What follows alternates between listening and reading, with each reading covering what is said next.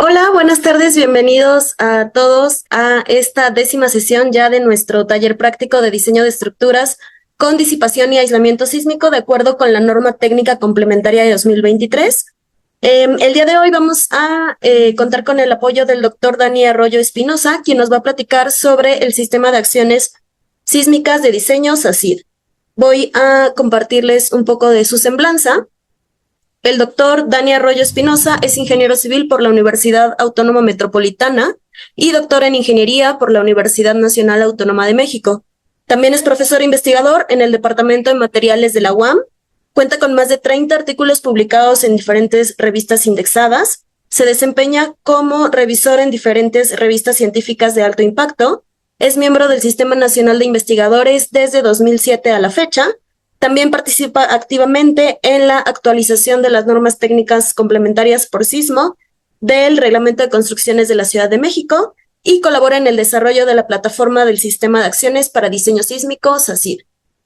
Doctor Dani, muchísimas gracias por el apoyo y por haber aceptado esta invitación a sumar su conocimiento a este taller. Bienvenido y sin más le dejo la palabra. Muchas gracias. Gracias, buenas tardes a todos. Entonces voy a compartir mi pantalla para la presentación.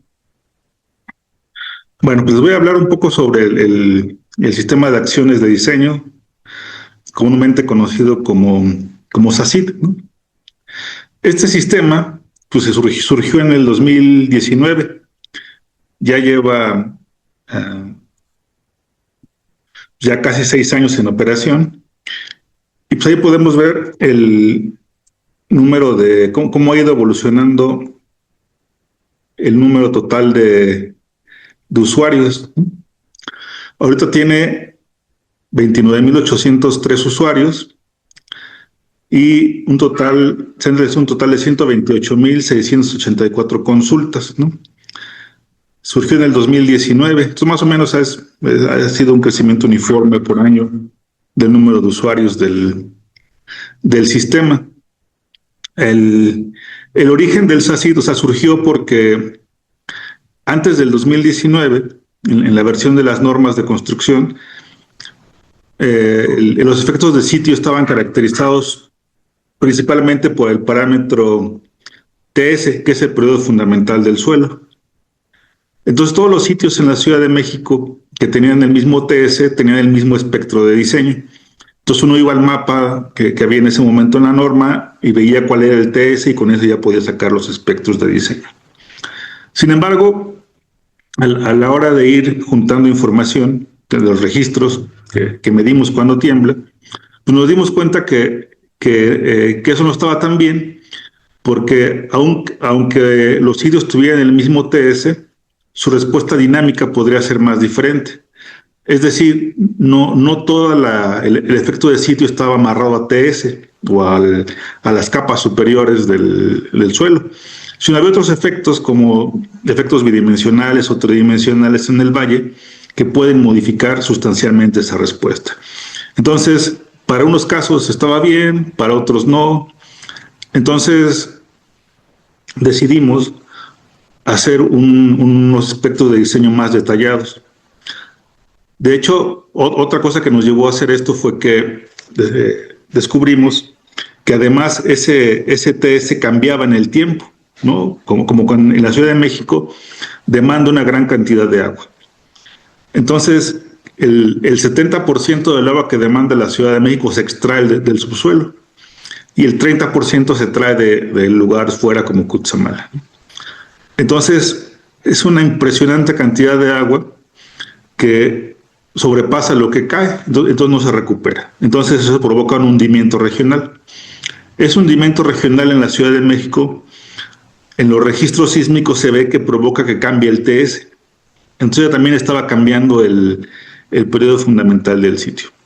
Pues eso, amarrado al otro que mencioné, pues hizo que mejor decidiéramos hacer algo mucho más detallado, pero que ya no se podía representar en un mapa. Entonces surgió la idea de hacer el SACID, ¿no? Ese fue la idea de hacer el SACID, ¿no? Entonces, digamos, hubo una versión inicial que llamamos así 2020, en la norma de 2020, ahí está el número de consultas de 2020, y luego sufrió una actualización en 2023. Ahí están cómo han ido las consultas para 2023. Si van al sistema, ahorita van a estar las dos versiones, ¿no? Esto fue petición primero del Instituto de Seguridad de las Construcciones, que nos dijo que como iba a haber una transición entre proyectos que se habían hecho en 2000 con otra norma y con esta, que sería bueno que estuviera cierto tiempo las dos versiones del SACID. Ya después, cuando llegó el tiempo que habíamos dado, que eran creo que 6 meses, empezamos a recibir muchos comentarios que lo dejáramos, ¿no? Que se quedara permanentemente la versión 2020. Y al gobierno le pareció bien, que está bien, que estuvieran ahí las dos versiones, la otra como referencia, pero la que es aplicable es la vigente, ¿no? La de 2023. Aquí está la pantalla, que ya todos conocen, que ahí entran, y lo que les da pues es básicamente el espectro de diseño sísmico y acelerogramas de diseño sísmico para diferentes niveles, ¿no? Está el sismo base de diseño, que tiene un periodo de retorno mínimo de 250 años. ¿Qué quiere decir eso de un periodo de retorno mínimo?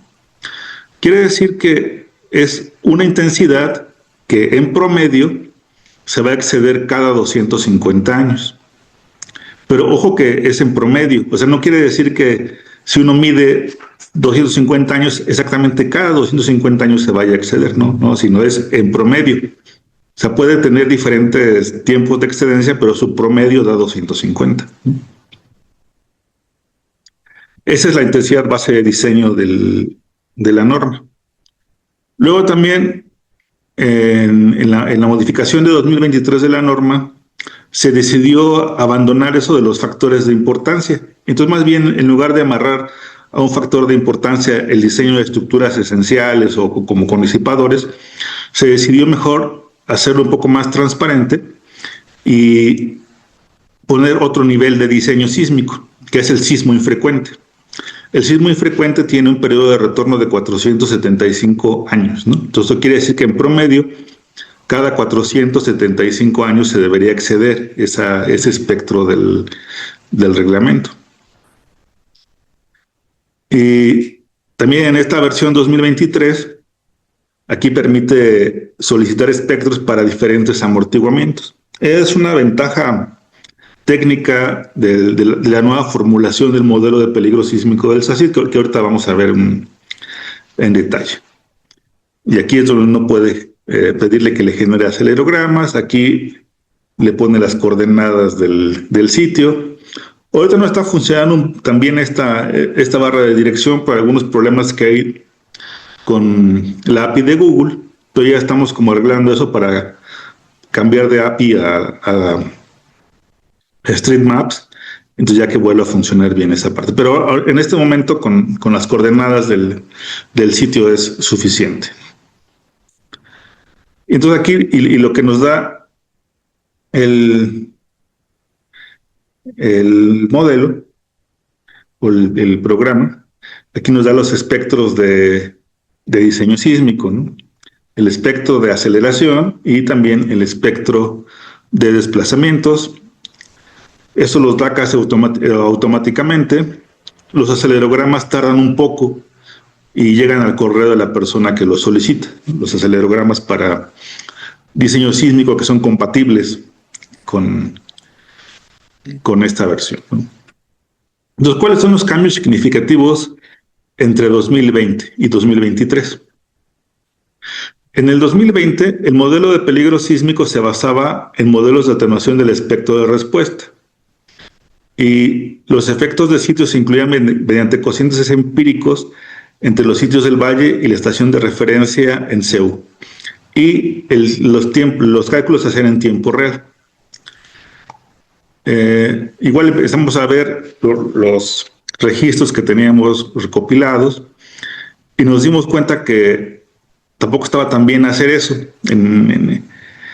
que era mejor hacerlo en el dominio de los espectros de Fourier. Entonces, Para la versión 2023 cambiamos la formulación del modelo de peligro. Ya no trabajamos directamente sobre el espectro de respuesta, sino que trabajamos sobre el espectro de Fourier. O sea, el modelo de atenuación es sobre el espectro de Fourier. Entonces estimamos el espectro de Fourier en CU y luego mediante teoría de vibraciones aleatorias podemos calcular el espectro de respuesta en cualquier sitio en el Valle de México a partir del espectro de Fourier en CU. Tiene mucha flexibilidad porque las ecuaciones de vibraciones aleatorias dependen explícitamente del amortiguamiento. Entonces, por eso es muy fácil calcular los espectros para diferentes amortiguamientos sin necesidad de tener modelos de atenuación para cada amortiguamiento. Es una ventaja muy grande de este camino del modelo de Fourier, ¿no? Pero entonces, eso implica que ya no se puede hacer los cálculos en tiempo real, porque demanda más tiempo de cómputo. Entonces, lo que se hace se precalculan mallas de alta resolución para diferentes amortiguamientos y épocas futuras, ¿no? Esas épocas futuras lo que toman en cuenta es el posible cambio en el periodo fundamental de los sitios en el Valle de México. Entonces ya con esas mallas precalculadas ya se pueden estimar espectros de diseño sismo para el sismo base de diseño y para el sismo infrecuente, y los acelerogramas para diseño, esos sí siguen siendo en tiempo real, por eso son tardados. Para esta versión, con dos computadoras, sí, unas buenas computadoras que teníamos, los cálculos que están alimentando ahorita el SACID, pues tomaron alrededor de 3-4 meses en hacerse, ¿no? para toda la malla. Pero se hace una vez y ya. De hecho, no podemos cambiar esos archivos, porque esos archivos son los que definen las intensidades de diseño en todo el valle. Entonces, como para dar certidumbre a todos los modelos que se hacen, se llegó a un acuerdo en la norma que no podíamos cambiar el SACID, o sea, los espectros que da el SACID no pueden cambiar sin avisar, ¿no? Y no pueden cambiar en cualquier momento. Solamente pueden cambiar en la revisión que se hace cada 5 años de las normas, ¿no? Entonces, los que están ahorita están de 2023 y no hay forma de que cambien hasta que llegue la siguiente revisión, que posiblemente será en 2028, ¿no? Esa revisión. Entonces, ¿por qué qué nos llevó a pensar que sería bueno cambiarnos al modelo de Fourier? Aquí vemos la razón, ¿no? Que lo que en el espectro de respuesta, que es el cociente de espectros de respuesta, aquí están cocientes de respuesta entre SST y CU. Este es entre espectros de respuesta. Entonces, en negro está el del sismo del 85 y en rojo está el del sismo de 2017. Entonces, ven que aquí pues, se parecen un poco, pero acá son muy diferentes, ¿no? En esta parte de frecuencias arriba de 2 Hz son como ya, bueno, normalizadas, ¿no? Pues en toda esta parte de alta frecuencia son muy diferentes. Eso ya lo sabíamos, ¿no? Que el problema de trabajar en el dominio de los espectros de respuesta es que esos cocientes dependen del contenido de frecuencia de la señal. Y los sismos que nos afectan en la Ciudad de México tienen muy diferente contenido de frecuencia. O sea, los sismos tipo 85, que son los sismos interfase, son muy diferentes energéticamente en lo que compara con el de 2017 de Puebla, por ejemplo. Ahí vemos la diferencia, ¿no? Pero cuando uno, en lugar de hacer cocientes de respuesta, hace cocientes de Fourier, pues vemos cómo se parecen mucho más, ¿no? Entonces es mucho más estable el cociente de Fourier a ese contenido de frecuencia. Entonces por eso es un mejor camino hacerlo por este lado. De hecho, ahí empezó todo. O sea, de hecho, antes, en los inicios de todo, como en el 94, el doctor Ordaz y el doctor Singh empezaron trabajando en el dominio de Fourier. Pero luego, por problemas de cómputo, porque ahí las computadoras no eran tan poderosas como las de ahora, pues decidieron cambiar a cocientes de espectro de respuesta. Ahora hemos vuelto acá, hemos vuelto a donde empezamos, ¿no? Pero porque las computadoras ya nos permiten hacer esos cálculos que en ese tiempo eran impensables, pues ahora ya se pueden hacer en relativamente tiempos razonables, ¿no? Aquí es una comparación, ¿no? En el espectro en CU, ¿no? En la referencia. Aquí está en el 2020, este es el espectro de peligro uniforme de 250 años. Y este es el rojo, es el que sale con el modelo de peligro de Fourier, ¿no? Con el nuevo modelo, ¿no? Entonces, si ven que aquí en alta frecuencia, bueno, en un periodo corto, el azul no estaba tan bien, no estaba como que exageraba unos picos aquí.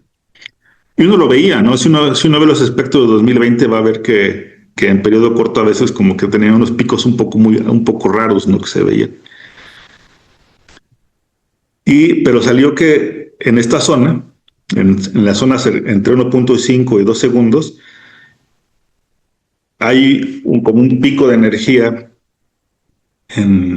que solo se ve con el modelo de Fourier, pero que lamentablemente eso coincide con los periodos fundamentales de muchos sitios del valle, entonces va a provocar que suban las intensidades de diseño, ¿no? Aquí están, ¿no? Bien. Este es el modelo de atenuación del espectro de Fourier que estamos usando, ¿no? Es el modelo nuevo. Entonces, el logaritmo del espectro de Fourier se calcula con esta ecuación, donde pues es una fuente puntual, ¿no? ¿Por qué podemos usar ese modelo de fuente puntual? Pues porque los sismos de subducción, el más cercano, pues tal vez podrá ocurrir a 200 kilómetros de la ciudad. Entonces, a 200 kilómetros, pues ya la geometría de la fuente no es tan significativa, ¿no? Entonces, eso hace que se puedan utilizar formas teóricas fáciles del espectro de Fourier. Y lo que tiene de novedad este tema, o este funcional, es que depende del camino de las ondas, ¿no? O sea, la trayectoria de las ondas va a afectar su atenuación. Y entonces se construyeron 5 bins, o sea, aquí está la estación CU y estos son los posibles ángulos en los que pueden llegar las ondas. Entonces hubo 5 bins que se construyeron y entonces cada bin tiene una atenuación diferente. Entonces ese es como lo novedoso de este modelo de atenuación, ahí lo vemos. Si ven aquí, lo graficamos nada más desde 100, pero bueno, podría ser un caso muy extremo, pero no, los sismos de subducción empiezan como por acá, entonces como esta parte, a partir de 200 kilómetros hacia adelante.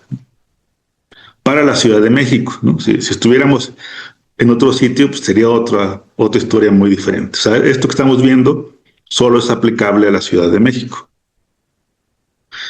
Es el modelo de atenuación para los otros sismos, ¿no? Para el tipo 2017, ¿no?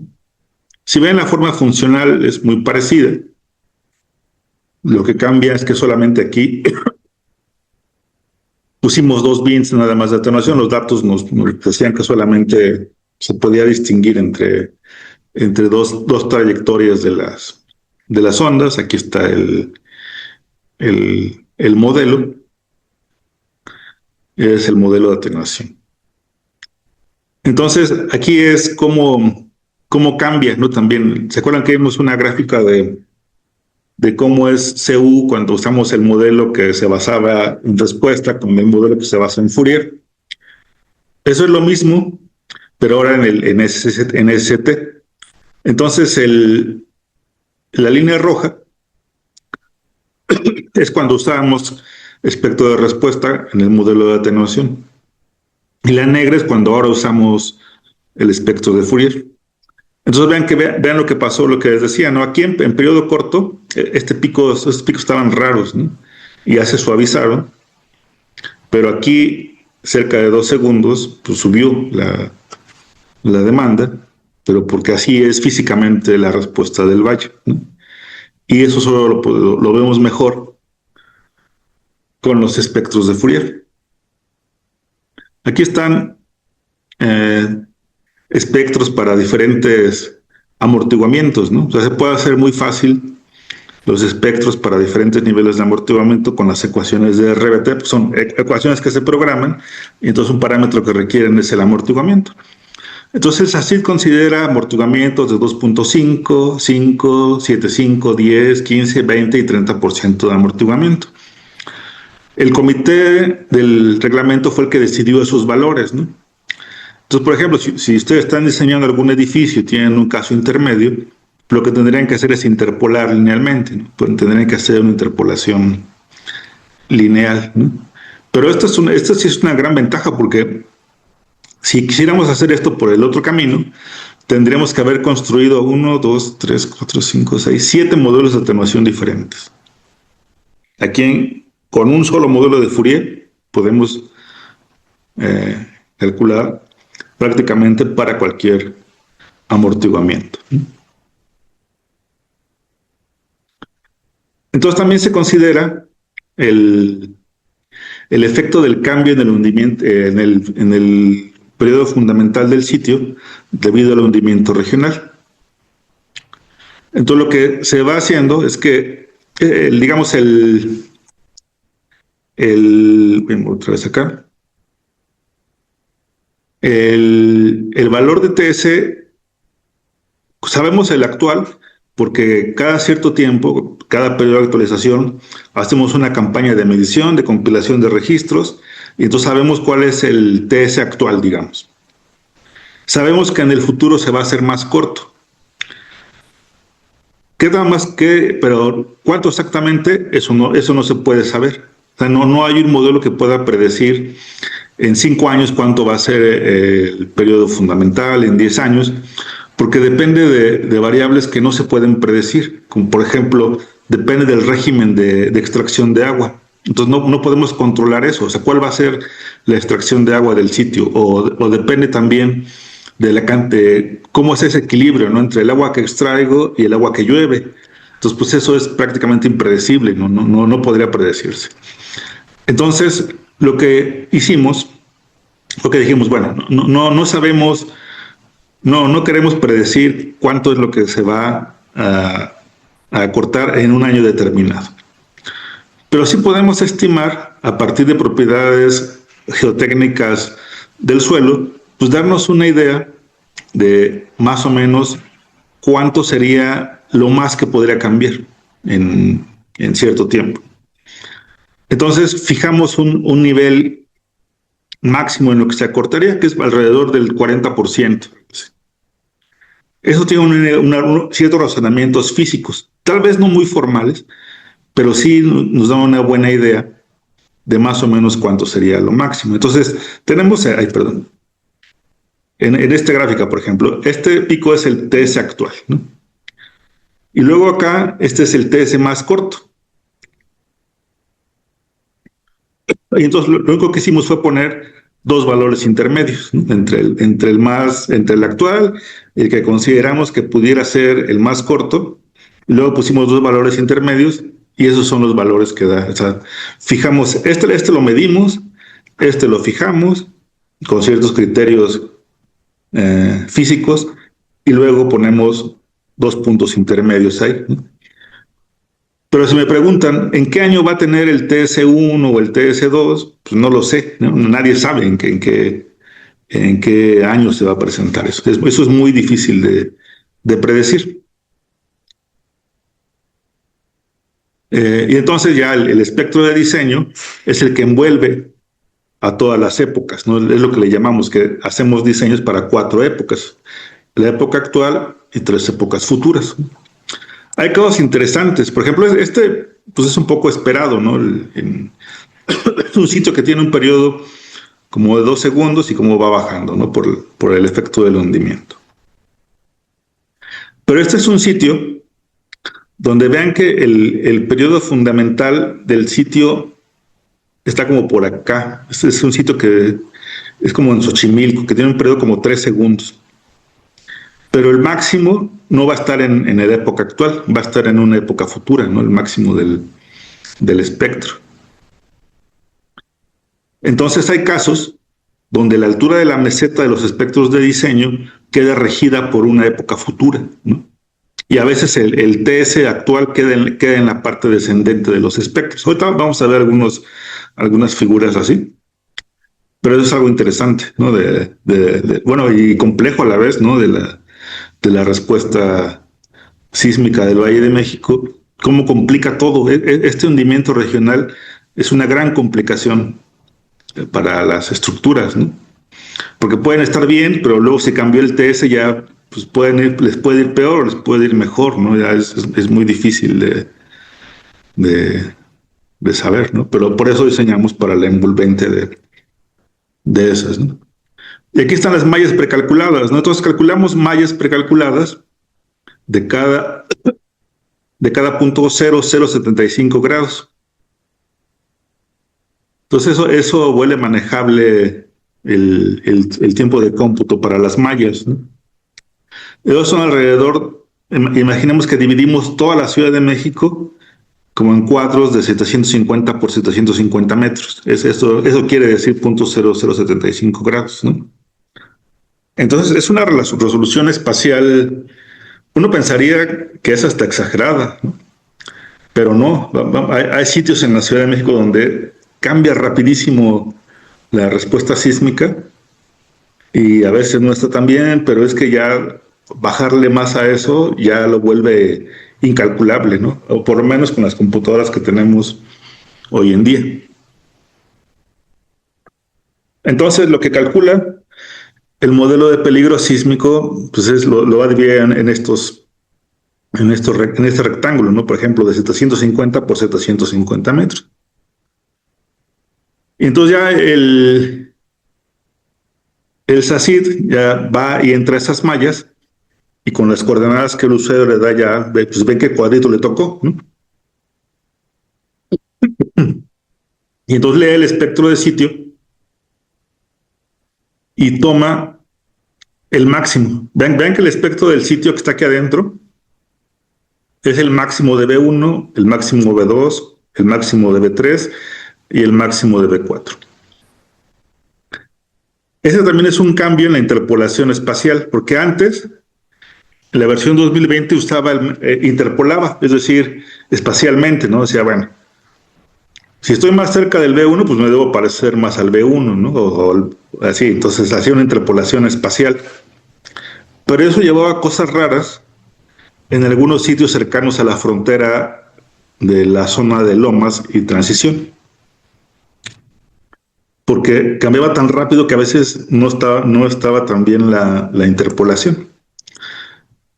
Entonces, si hubiéramos querido seguir haciendo eso, teníamos que hacer la malla más chica y entonces ya nos llevaba a tiempos que ya no se podían manejar. Entonces, lo que decidimos mejor es ser conservadores y tomar el máximo de los 4 vértices de la malla, ¿no? Para diseño. Y luego también hay un C mínimo. Por ejemplo, no sé si han visto los espectros, bueno, este es el espectro que ve el SACID en la zona de Lomas. Entonces así se ve, ¿no? Entonces uno ve el EPU por aquí abajo, ¿no? En la línea verde, ¿no? Y luego ve que el espectro de diseño, que es esta línea roja, está así. Entonces muchas veces siempre me preguntan, ¿no? Pues ¿por qué eso está mal, ¿no? ¿Por qué el espectro de diseño debería estar por aquí abajo, ¿no? ¿Para qué tenemos esto? ¿Por qué está tan sobrado ahí el SACID? Este espectro rojo, ese espectro rojo lo determinó el doctor Rosenbluth hace muchos años, con criterios de optimación. Y en el comité de sismo no hemos encontrado una razón, o no se nos ocurrió alguna razón de por qué debamos bajarle. Porque hasta el momento, pues las estructuras en la zona de Loma se han portado bien, nunca ha habido una falla ahí, no sentimos que salgan estructuras excesivamente caras. Entonces, este es un colchón como de seguridad que hay en la zona de Lomas. Y entonces, en las discusiones de la norma, se decidió que este colchón había que seguirlo dejando. Por eso se ve así, ¿no? Pero no es que esté mal, es simplemente que hay unos conceptos de optimación bastante simples, ¿no? Por ejemplo, el doctor Esteva siempre dice, si la resistencia es barata, cómprala, porque eso te va a dar un colchón extra de seguridad. O sea, si puedes pagar la resistencia, pues cómprala, pues déjala ahí. Y justo es esto, ¿no? De que pues no sentimos que en la zona de Lomas den estructuras excesivamente robustas que ya no estén pudiendo construir, ¿no? Y todo se ha portado muy bien, ¿no? Entonces, eso nos llevó a que en todo Lomas tenemos este CEMIN, ¿no? Que le llamamos CEMIN. Entonces, en la zona de Lomas el CEMIN mínimo es 320, que es este aquí, el que está aquí. Para sismo base de diseño y para sismo infrecuente es 400. Luego vino un problema, que es que aquí en la transición, imagínense que vamos saliendo de Lomas y luego damos un paso adentro de la transición. Pues no podría ese colchón borrarlo en un paso, ¿no? Sería algo ilógico. Entonces también tengo que dar un cierto escalón para no perder ese colchón que tengo, ¿no? Entonces también en la zona del lago se introdujo un C mínimo, ¿no? Bueno, en la zona de transición. Entonces 500 en la zona de transición para sismo base de diseño y 625. Entonces, conforme voy entrando en la zona de transición, pues empiezo este colchón. Cuando doy un paso fuera de la zona de Lomas, entonces tengo este colchón. Pero si ya me voy metiendo más, pues ya cada vez empieza a ser más chico y más chico hasta que ya se pierde ese colchón, ¿no? Entonces, ¿dónde influye eso? Pues se nota más pues en las fronteras, ¿no? Aquí están en todas estas zonas es donde se ve el efecto de ese colchón, ¿no? Aquí en el cerro aquí en el cerro que está aquí, en toda esa parte. Entonces ven que no es tan simple. A veces nos quedamos con la idea de que para definir un espectro de diseño solo importa el peligro sísmico, pero no siempre es así. O sea, el peligro sísmico es un ingrediente para definir los espectros de diseño. Hay otras cosas que influyen, ¿no? Como el juicio ingenieril, la experiencia que hemos visto de qué se daña, qué no se daña. En fin, o sea, no todo es el peligro sísmico. Luego hay un caso que es el caso del Cerro de la Estrella, donde cambian muchísimo las intensidades. Entonces tuvimos que hacer ahí una serie de puntos virtuales, les llamamos, con base en la estación LEAC, que está por ahí. Ahí hay una estación que es la LEAC. Bueno, por aquí debe estar LEAC. Bueno, ya no está, ya no me acuerdo cuál es. Pero por aquí está la estación LEAC. Pero nada más tenemos un punto, pero más o menos generamos otras virtuales alrededor para que nos diera más o menos una variación razonable. Lo que pasa es que ahí cambia rapidísimo el periodo fundamental. Estoy hablando que en 600 metros pueden haber cambios de hasta 2 segundos de periodo. O sea, es rapidísimo, es impresionante la velocidad de cambio de las propiedades, ¿no? Entonces, pues, tuvimos que ese es un caso complicado. Luego, nuestros efectos de sitio, por lo menos hasta ahora, no consideran el comportamiento no lineal del sitio, del suelo, perdón. Eso también es una de las varias observaciones que hemos recibido, porque si uno va a los libros de mecánica de suelos, de ingeniería geotécnica, Pues sí, ahí se ve que en el mundo se ha documentado que los suelos se comportan en forma no lineal, ¿no?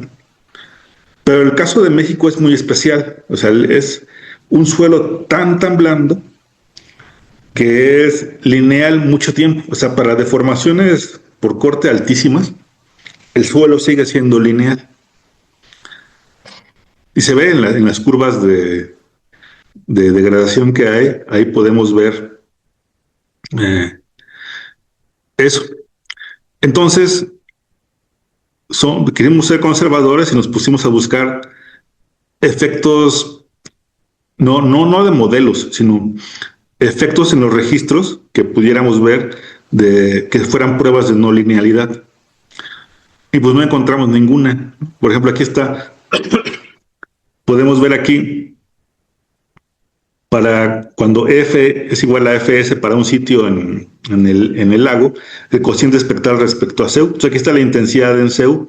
Entonces, si hubiera no linealidad, lo que veríamos es que este cociente, al incrementarse la intensidad en CEU, debería ir bajando, ¿no? Este cociente espectral.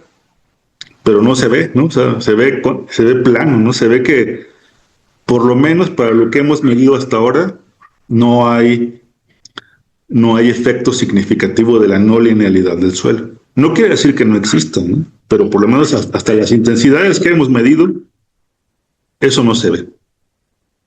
Y también es un poco consistente con lo que va en el mundo, porque en el mundo los efectos no lineales empiezan a pintar como aceleraciones por ahí de 150 centímetros por segundo cuadrado y eso, ¿no? Y pues en CEU nunca hemos medido eso, ¿no? Lo más que medimos fue en 2017 como 60 centímetros por segundo cuadrado.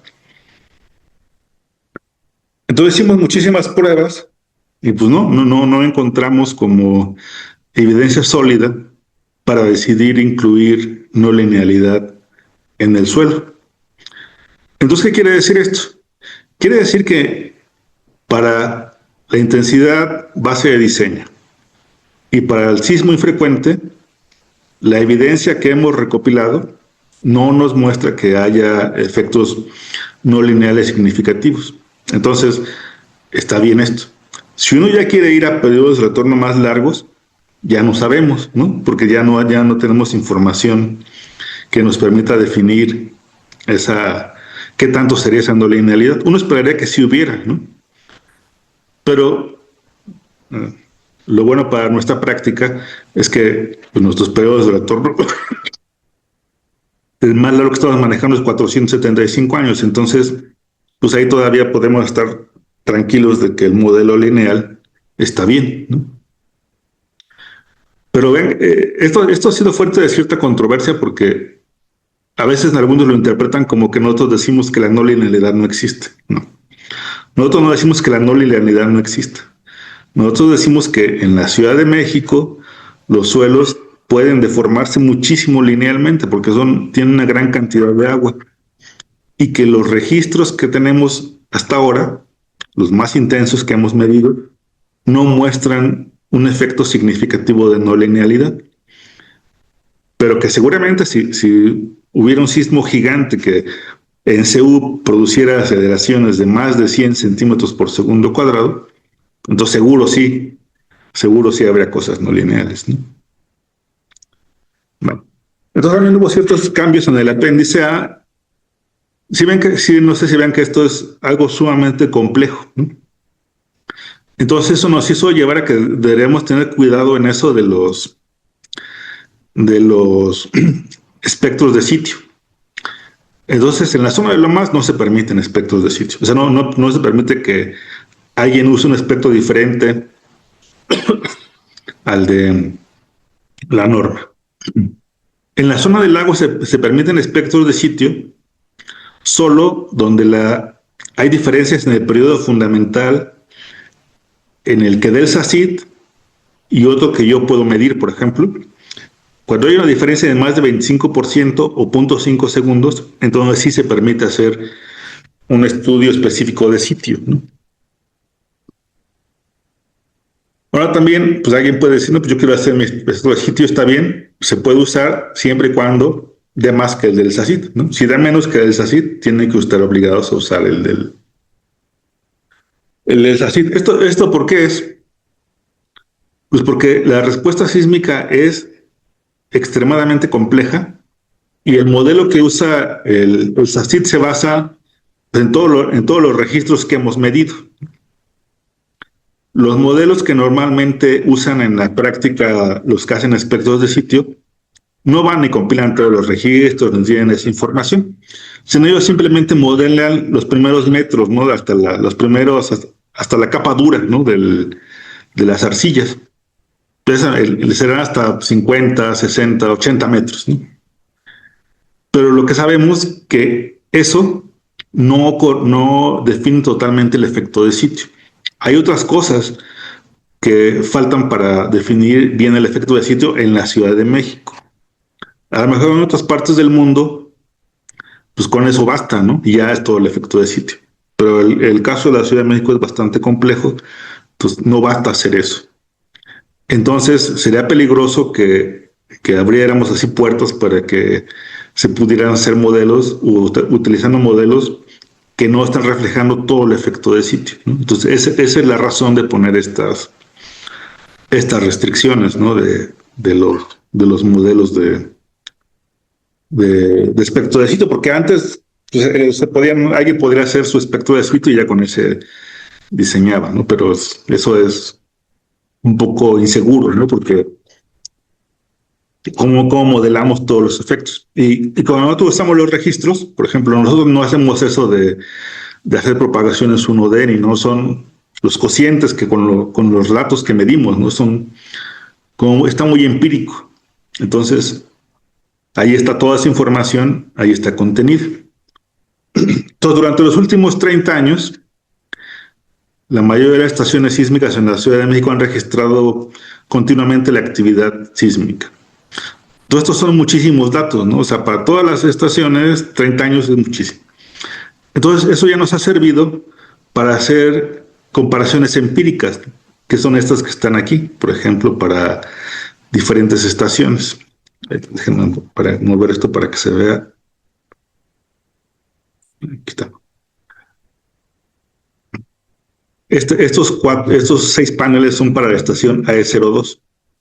Entonces son curvas de peligro sísmico, las azules son las calculadas y las rojas son las medidas.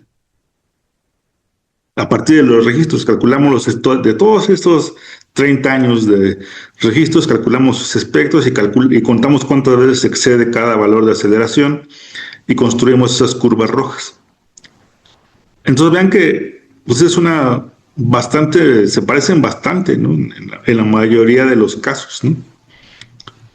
Entonces es una prueba, digamos, ¿cómo decirlo? No es una prueba contundente porque no hemos observado apenas 30 años, pero sí es una prueba débil, ¿no? De que nuestro modelo está bien, ¿no? Nuestro modelo de peligro sísmico está bien. Ven aquí para otras estaciones, ¿no? Vean cómo se parece razonablemente, ¿no? Y entonces eso quiere decir que este camino de trabajar directamente con los registros para sacar los cocientes espectrales de Fourier y todo eso, pues captura de alguna forma la respuesta compleja de la Ciudad de México, ¿no? Aquí está para las estaciones, Cibeles, Juárez, Coyoacán, La Córdoba, Deportivo Reynosa, Deportivo Moctezuma es la 12, este es Xotepingo, Esparza Oteo, Escandón, Garibaldi, García Campillo, Granjas.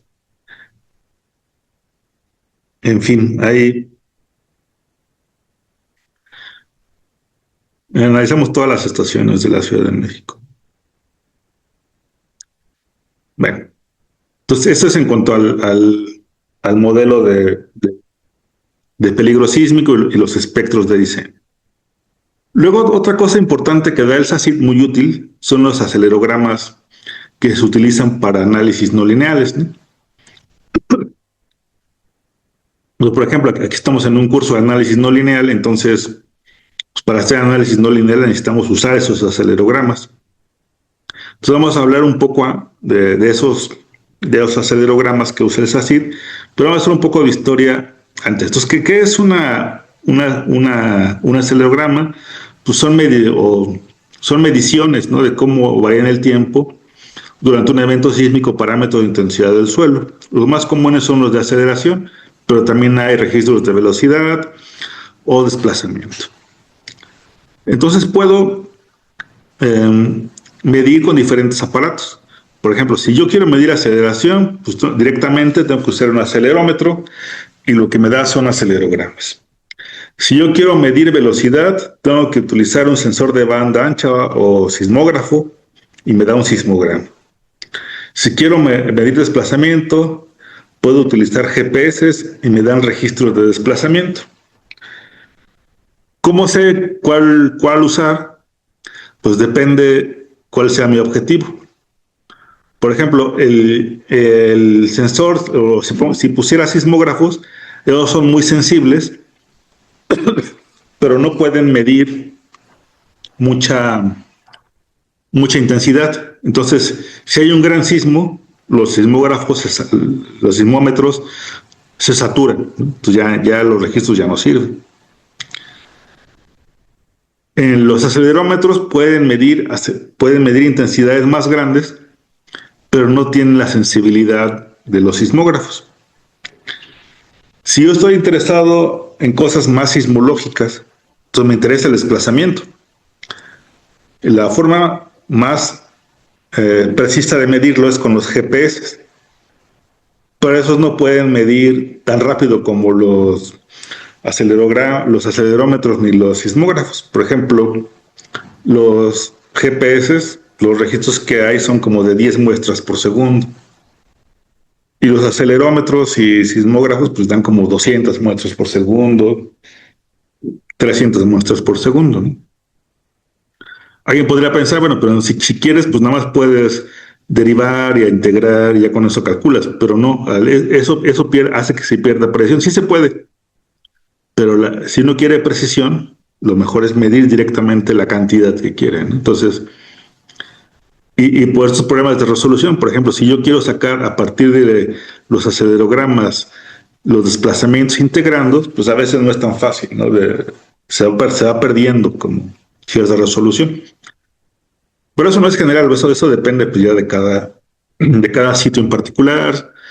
En la Ciudad de México, como estamos lejos de las zonas epicentrales, pues no está tan complicado a veces hacer esas integraciones, pero en las zonas epicentrales a veces es complicadísimo hacer eso, ¿no? Bien. Entonces también existen registros naturales, que son estas mediciones, ¿no?, que sacamos de los aparatos. Y también hay registros artificiales. Ellos se sacan de modelos de computadora. Entonces nuestra instrumentación en México tiene mucho tiempo. En abril de 1904 se reunieron en Francia 18 países, entre ellos México, para crear la Asociación Sismológica Internacional y mejorar la instrumentación sísmica mundial. Entonces México, el 5 de septiembre de 1910, inauguró la primera estación sismológica de la red en Tacubaya. Tacubaya estuvo la primera estación sismológica en México. O sea, México siempre ha estado participando activamente en esta parte, en la actividad de la ingeniería sísmica en el mundo. Luego, la primera estación acelerométrica se instaló en Ceú en la década de los 60. Y a partir de ahí ha estado registrando ininterrumpidamente. Este hecho marca como el inicio de la instrumentación sísmica moderna en el país. Seúl es una de las estaciones en el mundo que tiene más tiempo de registro. Es por eso que lo usamos como referencia, porque también es algo que nos han preguntado siempre. ¿Por qué usamos Seúl? ¿Por qué no podemos? Hay otras estaciones mejores. Pues tal vez sí, pero ninguna tiene la cantidad de datos que tiene Seúl, ¿no? Entonces, para nuestros fines, mientras más datos haya mejor. Entonces no hay una estación en México que tenga más datos que la estación de Seúl.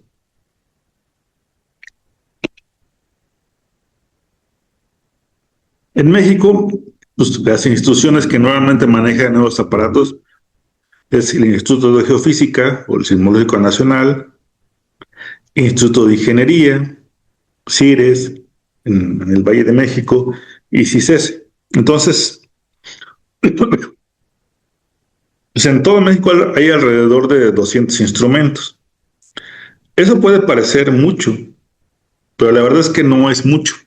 Hace falta muchísima instrumentación, hace falta muchísima instrumentación todavía en México para que podamos avanzar más en el entendimiento de la respuesta sísmica.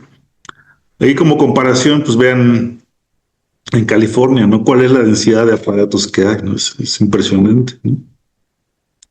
Este es Japón, vean la densidad de aparatos que hay en Japón. Aquí en este pedacito hay 5.200 aparatos, ¿no? En Taiwán, ahora en este pedacito hay 700 aparatos, ¿no?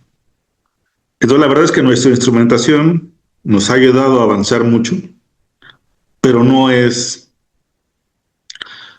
todavía suficiente, ¿no? O sea, si tuviéramos estas instrumentaciones, podríamos aprender y avanzar mucho más la ingeniería mexicana, ¿no? Pero es algo, por ejemplo, que estamos trabajando, ¿no? Que estamos tratando de desarrollar nuestros sensores de bajo costo. Los sensores MEMS son los sensores, son los acelerómetros que hay en los teléfonos.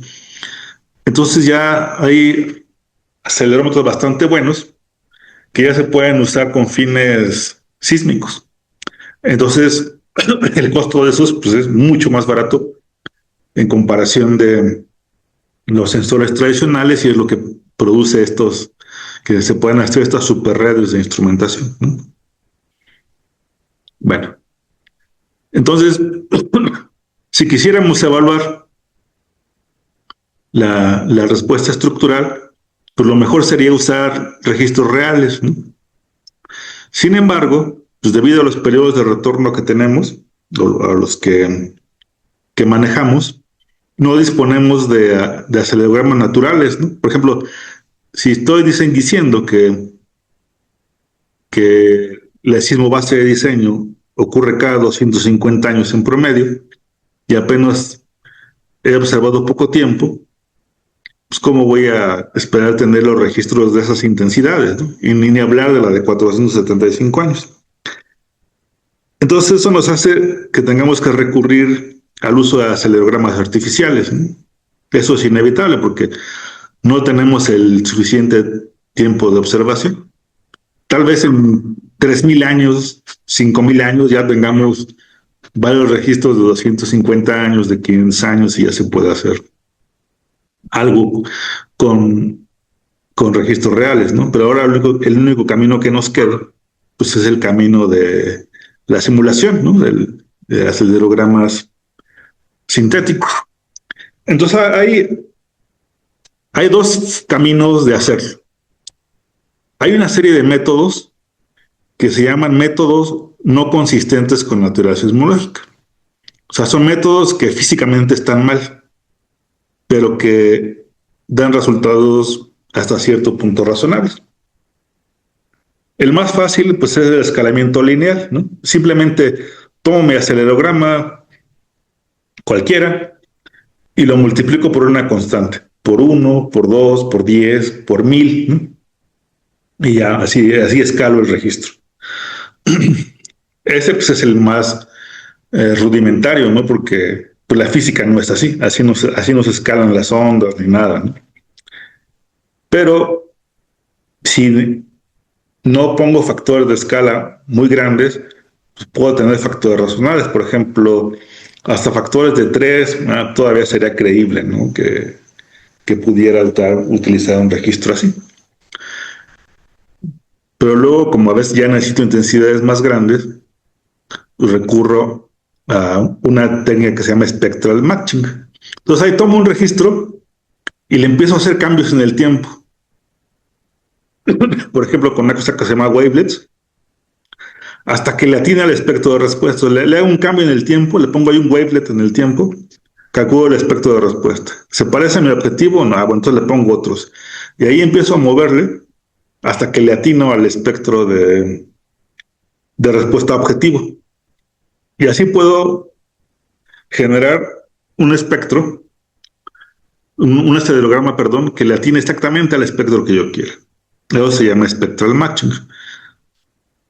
Pues están un poco mejor que los de escalamiento lineal, pero tampoco son físicamente creíbles, ¿no? O sea, son fáciles, este caminos son fáciles de hacer, son accesibles a la práctica profesional, pero no son físicamente creíbles, ¿no? Aquí están las ventajas: facilidad de aplicación. Desventajas: pues pierden todas las consideraciones físicas involucradas en el problema. No necesariamente cumplen con los requisitos sismológicos de escalamiento, del proceso de ruptura, y las simulaciones no se ven tan realistas desde el punto de vista físico. Aquí veamos cómo se ve uno con eso, creado con esas cosas. Y pues este es uno en la realidad, ¿no? O sea, aquí se ven los arribos de las diferentes ondas, se ven muchas cosas que pues en uno generado así no se ven, ¿no? Y luego está otro grupo de métodos que vamos a llamar métodos consistentes con la teoría sismológica.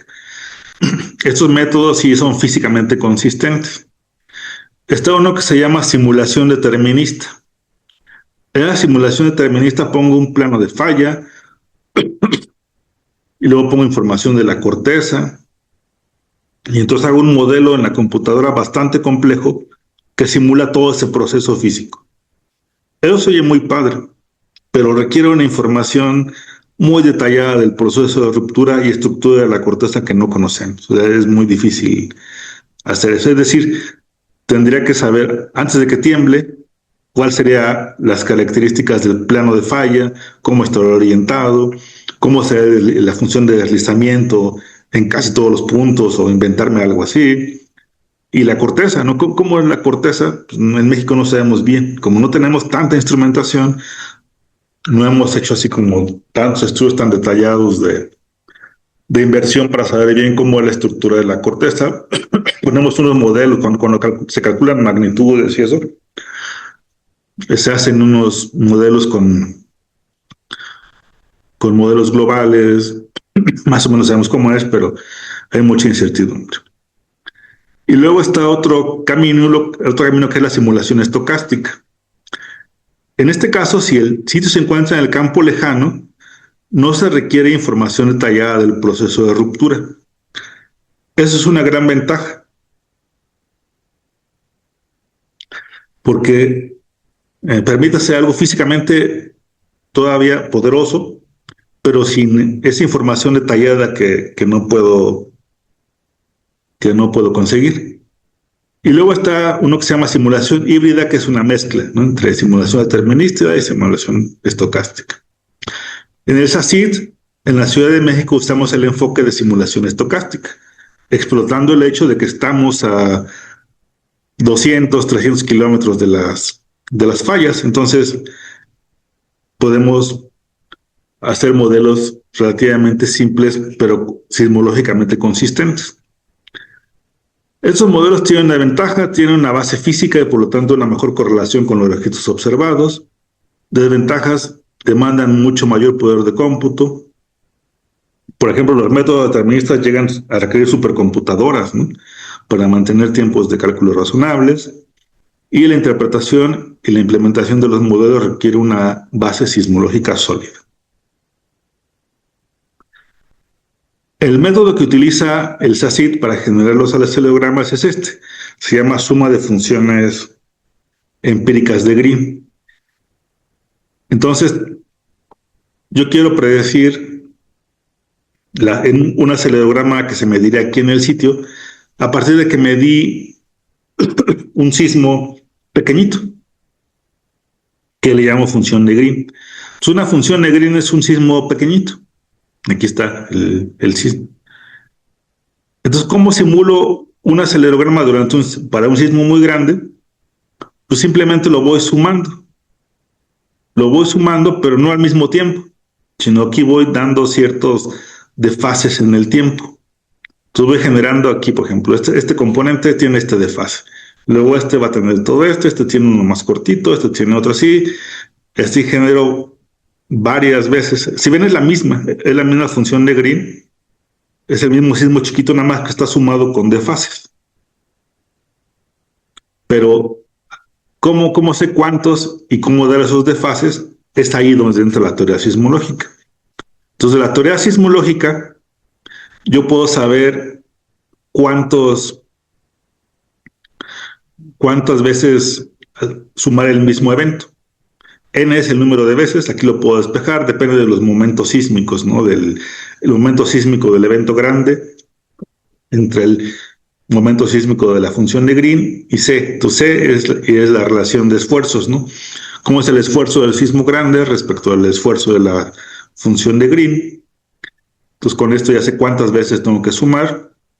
Y los desfases, con la teoría sismológica, puedo sacar cómo es la densidad de probabilidad de los desfases. Aquí está. Entonces genero desfases aleatorios, pero no tan aleatorios, sino siguiendo esta densidad de probabilidad. Entonces, con cálculos sismológicos puedo sacar esta densidad de probabilidad. Una vez que ya la tengo, ahora ya sé que tengo que generar 300 sumas. Bueno, entonces con esta densidad de probabilidad genero 300 desfases, se los doy a la función de Green y lo sumo, y lo que me da pues ya es el resultado de la simulación. Entonces, esto es bastante simple y bastante rápido, y es el que usa el SACIT. El SACIT hace esto, ¿no? para generar los acelerogramas. Aprovechando que tenemos un montón de funciones de Green, porque como ya hemos observado durante 30 años, tenemos un montón de sismos chiquitos que nos sirven para hacer usarlos como función de Green. Ahora, ojo, eso funciona solamente en la Ciudad de México. Si estoy en la zona epicentral, pues ya no puedo usar un modelo de fuente, porque ahí sí ya entra en juego la geometría de la fuente, el proceso de ruptura, ya puede haber efectos de directividad, entonces ya requiero métodos de simulación más complejos, que aquí sería un poco como sería una función, un método un poco sería como función de Green, pero ya con fuente finita, ¿no? Que ya se vuelve bastante más compleja. Bueno. Ahora, esos acelerogramas se deben acondicionar para que sean consistentemente físicos. Entonces, por ejemplo, lo que me está haciendo es la aceleración. Si lo integro, me da velocidad, y si lo integro, me da desplazamiento. Por ejemplo, aquí vemos que esto no es físicamente consistente. ¿Por qué? Porque al final del sismo la velocidad debe ser cero, ¿no? Y pues no, aquí no es cero la velocidad, pues no, eso no es físicamente consistente. Y el desplazamiento pues está muy raro, ¿no? Que así haya sido el desplazamiento durante el sismo. Entonces hay que condicionar estos registros. Entonces lo que se hace es pues, ponerles un filtrado, corrección de línea base, para que después de hacer eso ya se vean físicamente consistentes, ¿no? La aceleración, la velocidad tiene que ser cero al final, ahí está, y el desplazamiento pues ya se ve razonable. Para la Ciudad de México hay diferentes tipos de corrección de línea base, la estándar, la que está hasta arriba, se puede poner una recta, se pueden poner 3 rectas. El caso más común en la Ciudad de México es la estándar. O sea, con esta funciona bien, ya con eso se pueden corregir los problemas. Y el filtrado, ¿no? El filtrado de las señales. En la Ciudad de México, con que uno filtra entre 0.1 y 10 Hz, ya con eso va a estar bien en la gran mayoría de los casos, ¿no? Ahora, igual, estas reglitas solo son para la Ciudad de México.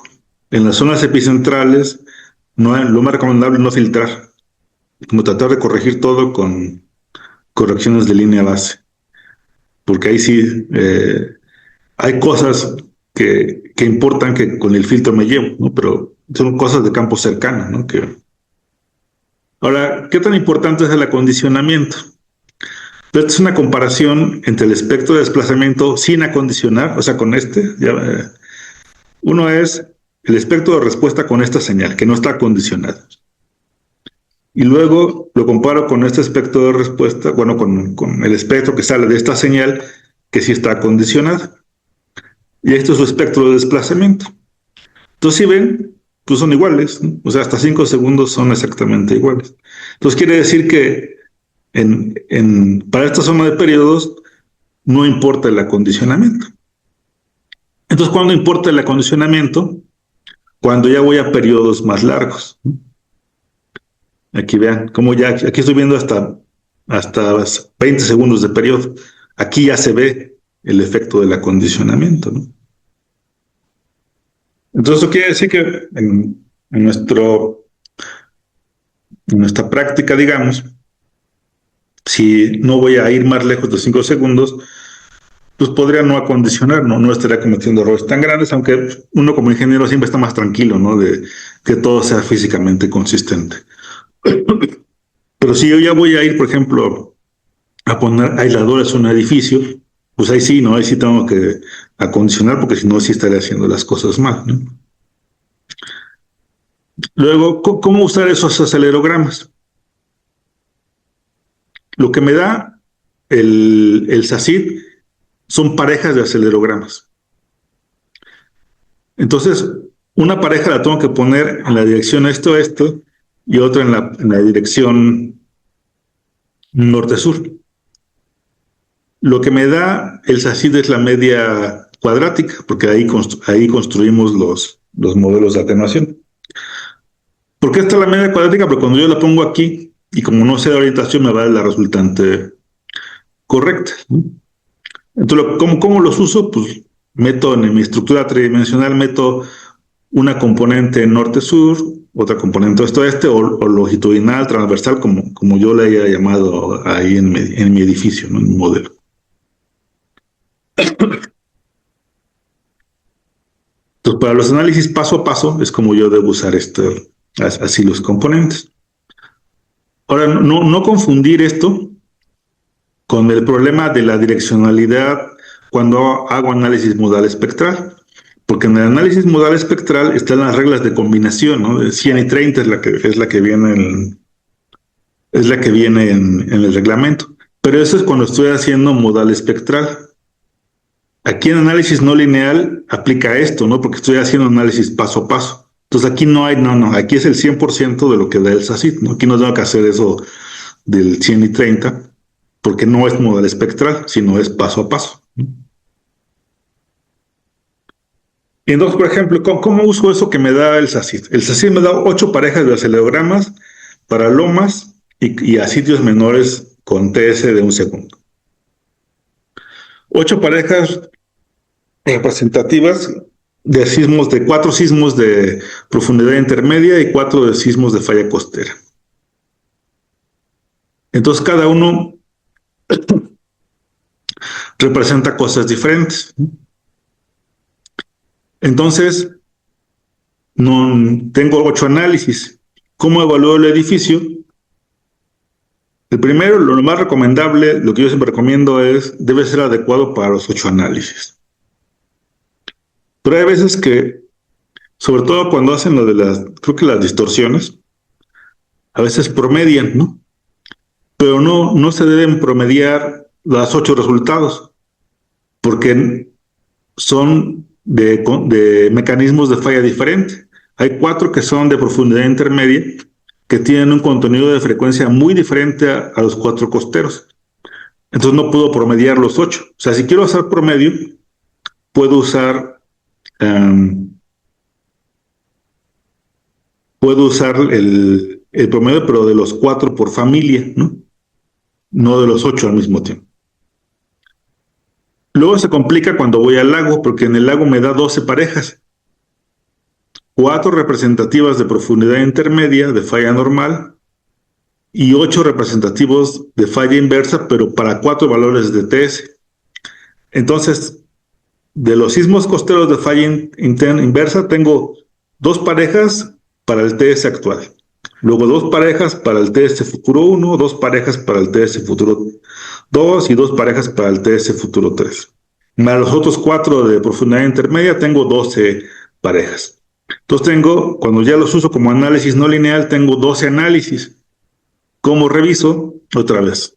Aquí sí, yo les recomiendo más que hagan el 1, que la estructura debe ser adecuada para todos los 12 análisis. Lo que ya no se debe hacer es promediar, porque ya ni siquiera ocurren al mismo tiempo las cosas, ¿no? No sé si ven que estos del test de futuro, ¿cómo lo voy a promediar con otro que ocurre al diferente tiempo? Ya no se puede promediar. Si quiero promediar, serían los 4 registros de porfirina intermedia, y luego para cada TS, ¿no? O sea, para el promedio de estos dos, el promedio de estos dos, el promedio de estos dos, el promedio de estos dos, pero pues ya es prácticamente más fácil revisar para los 12 análisis, ¿no? Entonces, así es como deben usarse.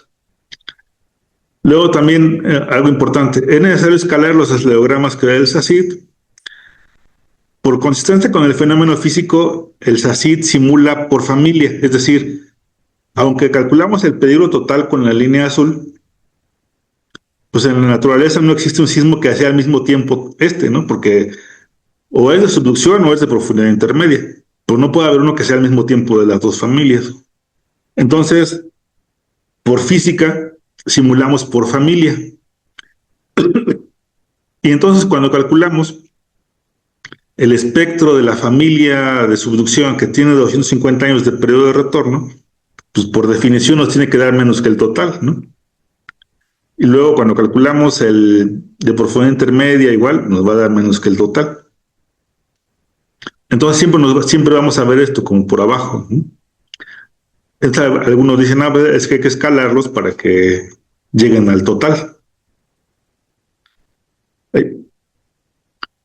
Pues sí, hay casos en los que se puede hacer, pero hemos notado que las diferencias son de 5 por 30%. Si a veces a los ingenieros están tranquilos que lleguen al total, los pueden escalar, pero en realidad no es estrictamente escalarlos, ¿no? Es consistente usar directamente los del SACID. Bueno, con esto termino. Gracias por su atención. Y yo creo que podemos dejar, hay tiempo para preguntas, ¿no?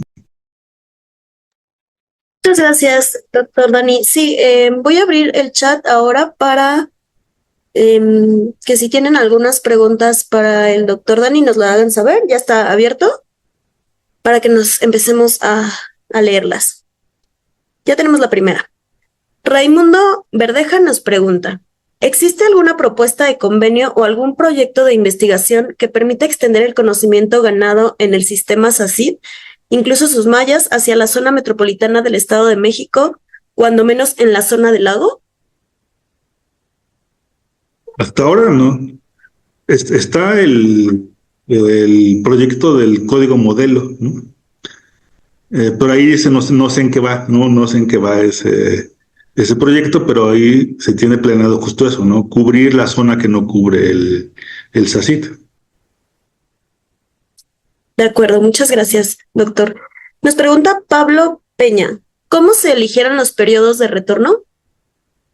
Sí, es una pregunta bien interesante, porque también eso a veces también ha causado muchas dudas, ¿no?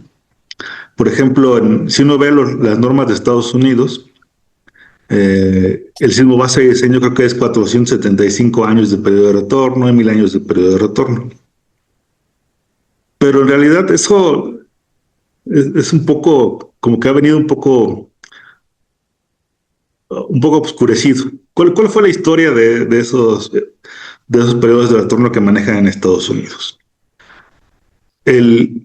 Antes de que tuviéramos las ecuaciones de peligro sísmico, ya había espectros de diseño, ¿no? O sea, ya los ingenieros de California ya han puesto su espectro de diseño, y luego no había todavía las ecuaciones de peligro sísmico. Las ecuaciones de peligro sísmico surgieron como en los 70, ¿no? Con el doctor Esteva y aquí en México surgieron.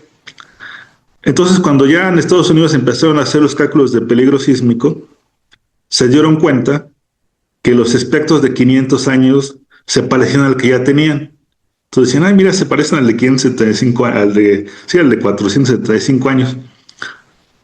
Y ahí surgió. Entonces dije, bueno, pues entonces para no cambiar tanto, que más o menos eso da bien, funciona bien, no las estructuras tan caras, no se caen. Y así se adoptó en Estados Unidos el de 475 años. En México es igual, un poco es igual. Ya ven el espectro de Rosenbluth, que ha estado bien. pues ya no lo movemos, ¿no? Sabemos que tiene más de 250 años de periodo de retorno, pero no lo movemos. Entonces, así es como se definen los espectros, los periodos de retorno. Entonces, en una discusión del comité, antes eran 125 años, como en el 2003, algo así.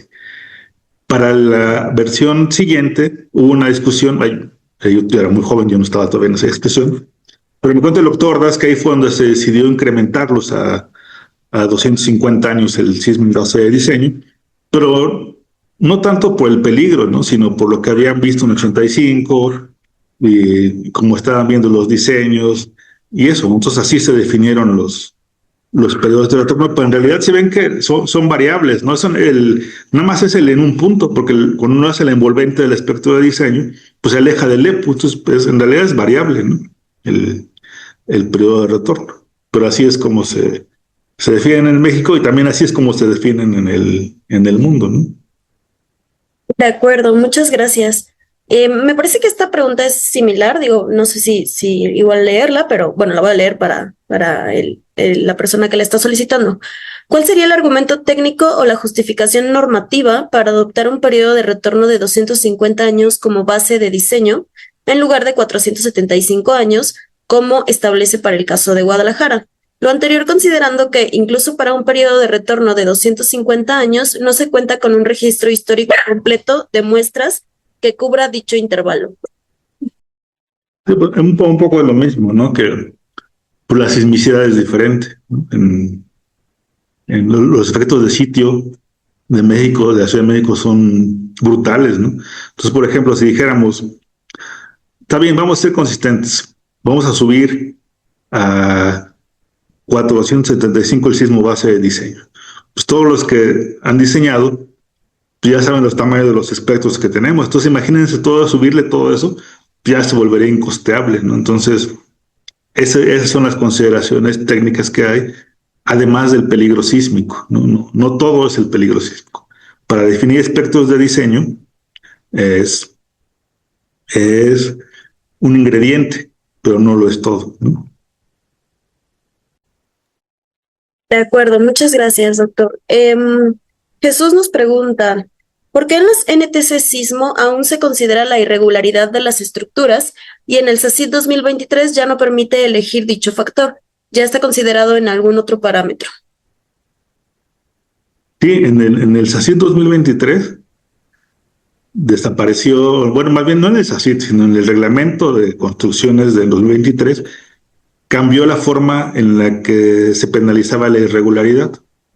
En el pasado, decían, si tu estructura es irregular, la tienes que diseñar para unas fuerzas 50% mayores. Entonces, era el factor ese de irregularidad que le llamaban. Pero vieron que eso, yo no soy especialista en irregularidad, el doctor Héctor Guerrero es especialista en irregularidad. Ellos se dieron cuenta que no era que no daba, no llevaba las estructuras con el desempeño que esperábamos, que en lugar de castigar las fuerzas, era mejor castigar las distorsiones. Entonces cambió el enfoque. Entonces ahora si mi estructura es irregular, no la tengo que diseñar para más fuerza, lo tengo que diseñar para menores distorsiones. Ese es el cambio de enfoque y por eso ya el SACID pues ya no requiere el factor de irregularidad. De acuerdo, muchas gracias. Nos pregunta Juan Carlos Valadez, muy interesante todo el tema. Pregunta, para el resto del país, ¿qué tipo de instrumentación recomienda? ¿Aceleración o velocidad? ¿Y cómo podemos sumarnos a las redes nacionales para que los datos recabados sirvan para el futuro?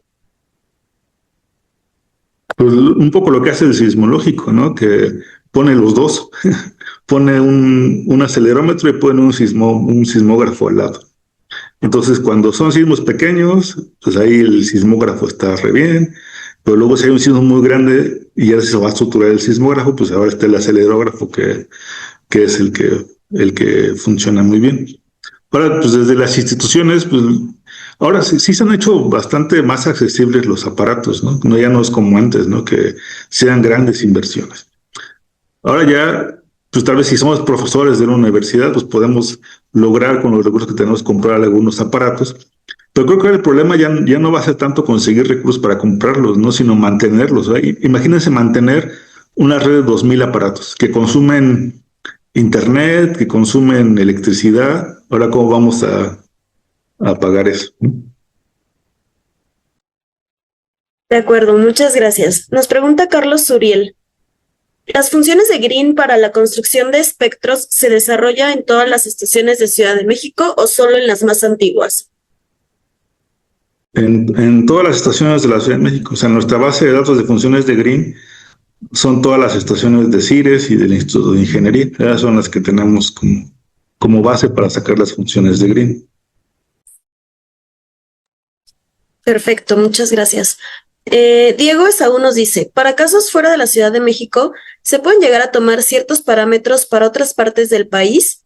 ¿O en esos casos se debe hacer desde cero los acelerogramas?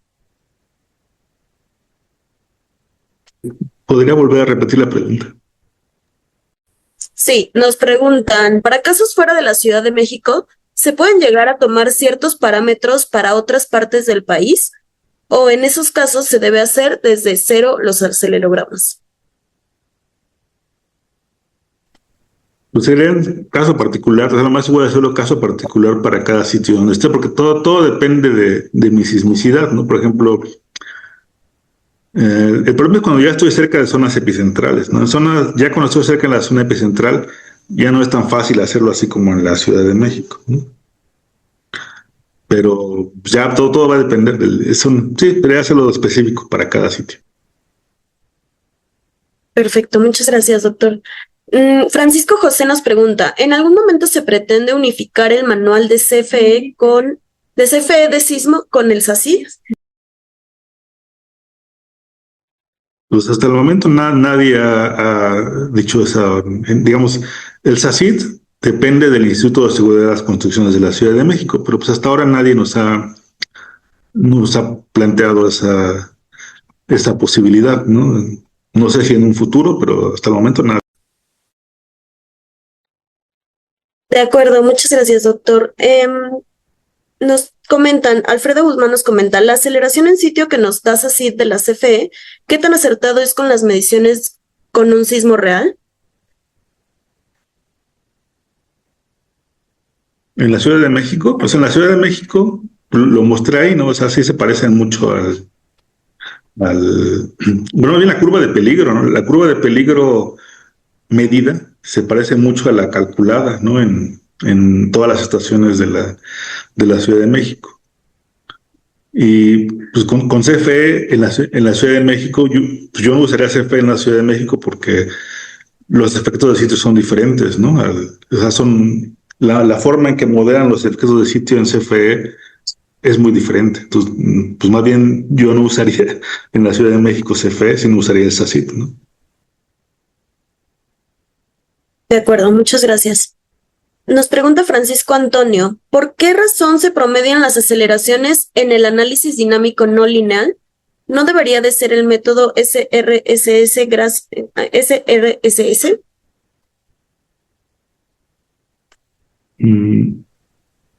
No, se promedian los resultados de los análisis, ¿no? O sea, es tridimensional el análisis no lineal. Entonces pongo una pareja, bueno, una componente en dirección longitudinal, otra pareja en dirección transversal, y hago el análisis tridimensional. Entonces, eso me da una respuesta, ¿no?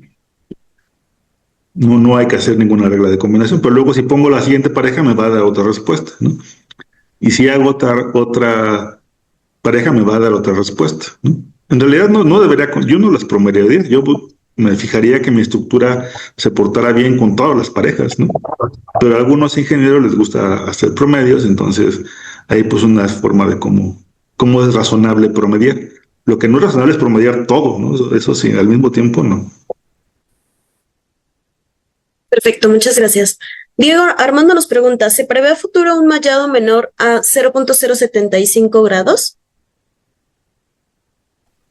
Sí, esa es una de las cosas que estamos pensando en la siguiente versión de la norma, si vale la pena hacer una distancia más chica, Pero si lo piensan, no es tan grande, son 750 por 750 metros, ¿no? O sea, ya no es tan chiquita, pero sí, es uno de los temas en los que ahora estamos pensando, ¿no? De hecho, estamos pensando también hacer un poco como elemento finito, ¿no? Como mallas variables, ¿no? En ciertas zonas donde ya sabemos que está difícil, ahí hacerlas más densas y en otras zonas donde no está tan difícil, hacerlas un poco más grandes, ¿no? Perfecto, muchas gracias. Nos preguntan, ¿por qué contemplan periodos de retornos tan largos, hasta 475 años? Porque ese es el sismo infrecuente, ¿no? O sea, sería un sismo que rara vez pudiéramos ver, ¿no? Si le ponemos uno más chico, pues ya no va a ser tan infrecuente, ¿no? De acuerdo, muchas gracias. Para el resto, nos pregunta Juan Carlos, para el resto del país, ¿qué tipo de instrumentación? No, este me parece que ya lo había leído, disculpa. ¿Es la distancia mínima a considerar para que las funciones de Green puedan aplicarse?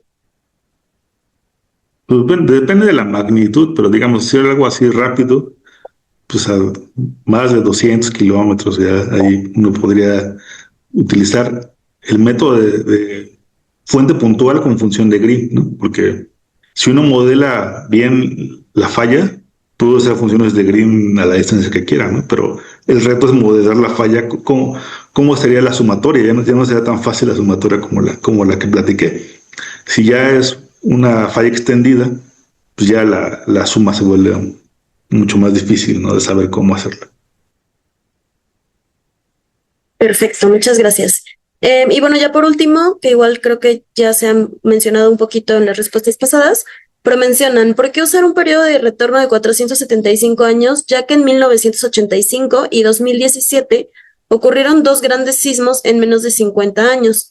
¿No sería más realista un periodo de retorno más corto, 250 o 125 años? No, porque bueno, fueron sismos diferentes, ¿no? Sí, de hecho, los daños no estuvieron en los mismos sitios. O sea, es una pregunta interesante también esa, porque a veces creemos que decimos, fue el sismo de 250 años, pero no en todos los sitios, ¿no? Al mismo tiempo. Por ejemplo, el de 2017, sabemos que ese, en ciertas estaciones, en la zona de transición, donde pasó el año más grande en 2017, que fue en la zona de transición, estas estaciones vieron algo cercano a lo que pasa cada 250 años. Pero en otras estaciones, por ejemplo, en las zonas más blandas, ese mismo sismo de 2017 pues provocó intensidades, pues no de periodos de retorno tan largos, ¿no? O sea, es decir, no ocurre, el sismo de 250 años no ocurre al mismo tiempo en todos los sitios. Esa es la razón, ¿no? De acuerdo, doctor Dani. Pues no hay más preguntas, agradecimientos y felicitaciones de parte de los asistentes nada más.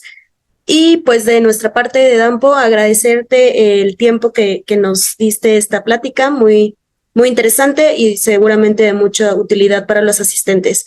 El tema del material, pues bueno, ya se los estaremos compartiendo eventualmente, que lo tengamos también nosotros a la mano para su consulta.